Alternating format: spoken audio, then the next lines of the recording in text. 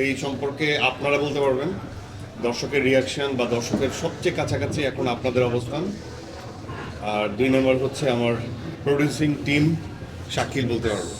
একই উত্তর বারবারই আসবে আমার কাছ থেকে। আমি গল্প নির্ভর কাজের সাথে নিজেকে এন্ডোর্স করতে চাই।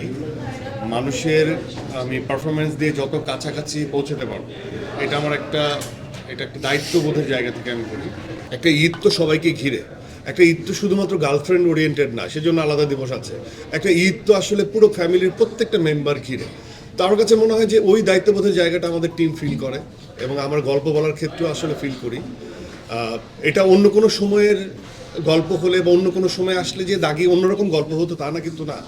কিন্তু উই আর ব্লেসড যে আমরা রিলিজ করেছি, এবং এটা ঈদের গল্প, এবং সবাই ঈদের আমেজ ঘটিয়ে পরিবারের পুরো সদস্য নিয়ে এসে দেখছে, এবং একই অর্থে সবার কাছেই ভালো লাগছে। এটা বয়স কম যার তারও ভালো লাগছে, যে বৃদ্ধা তারও ভালো লাগছে, সেও এনজয় করছে। এবং আমি আস্তে আস্তেও এক্সপিরিয়েন্স করছি। আমি আস্তে আস্তে আমার এই আপনাদের এসকেএস টাওয়ারের গেটে এক টোটালি অনেক 10-20 জনের একটা টিমের সাথে দেখা হলো, তার পুরাই ফ্যামিলি, এবং তারা যে আমাকে মানে একজন পারফর্মারের এই দোয়া ছাড়া মানে ছবি তো তোলাই যায়, কিন্তু দর্শকরা বলছে যে একদম সবাই মিশে গেছে। এটাই দাগির সার্থকতা, এবং এটাই প্রোডাকশন ডিজাইন।